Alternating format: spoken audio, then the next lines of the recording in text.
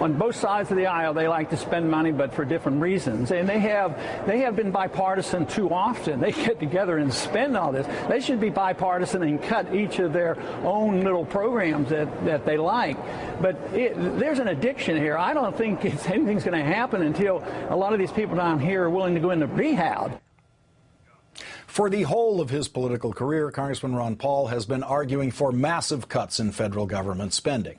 His consistency, but not his reasoning, on government spending has been flawless. He's voted against every unbalanced budget and every increase in the debt ceiling throughout his career in the House of Representatives. But his anti-government spending consistency was broken today by this Associated Press headline: Paul's flights fly in face of cut spending theme. The Associated Press report says, Ron Paul has been spending large amounts on airfare as a congressman, flying first class on dozens of taxpayer-funded flights to his home state. The practice conflicts with the image that Paul portrays as the only presidential candidate serious about cutting federal spending. The AP goes on to present a detailed study of Ron Paul's flights to and from Washington at government expense. Paul flew first class on at least 31 round-trip flights and 12 one-way flights since May 2009, when he was traveling between Washington and his district in Texas, according to a review by the Associated Press of his congressional office expenses. Well, that's it. Case closed. Time to rewrite the image of Ron Paul from an anti-government spending fanatic to an anti-government spending fanatic who is in favor of lavish government spending on his first-class air travel. That's what I intended this rewrite to be until our crack research team here at The Last Word contacted Congressman Paul's congressional office for more detail. The Congressman's Chief of Staff, Jeff Deist, emailed us a few more details. Congressman Paul doesn't purchase first-class tickets for congressional travel. He buys a refundable coach ticket at the federal government rate. This fact was lost in the headline of the AP story. It wasn't just lost in the headline of the AP story. It wasn't anywhere in the AP story. Anyone who read the AP story was led to believe that Congressman Paul was buying first-class tickets using congressional funds. Paul's chief of staff continued, changes in the congressional voting schedule are frequent, and if he bought a non-refundable ticket and then didn't use it, he would incur the expense or change fee personally.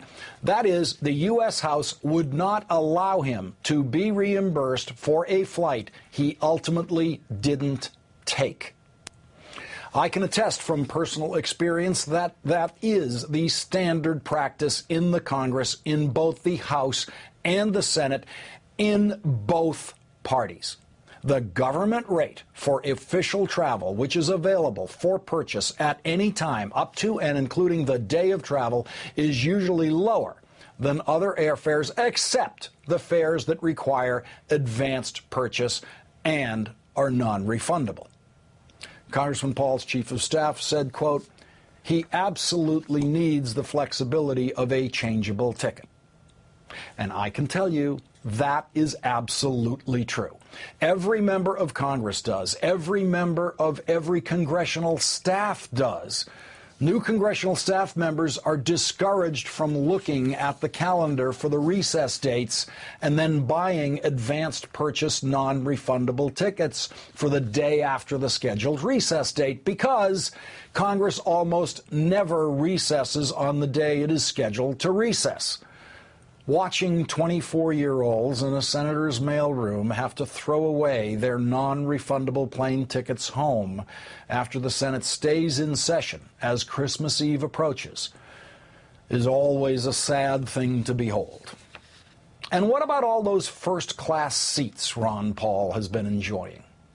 His chief of staff explains, He upgrades to first class when available, not always, using his frequent flyer miles with Continental Airlines, which he flies frequently from Houston to Washington, thus generating many such miles. So, the first class seats don't cost the government one additional penny above a regular government coach rate.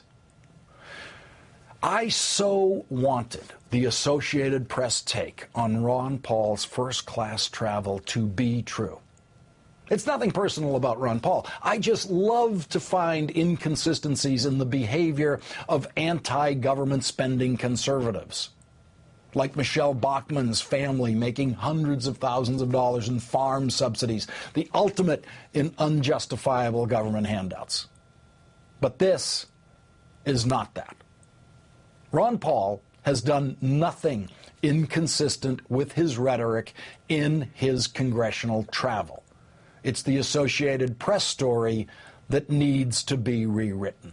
In place of the headline, Paul's flights fly in the face of cut spending theme, it should say something like, Paul's congressional flights home just like everyone else's.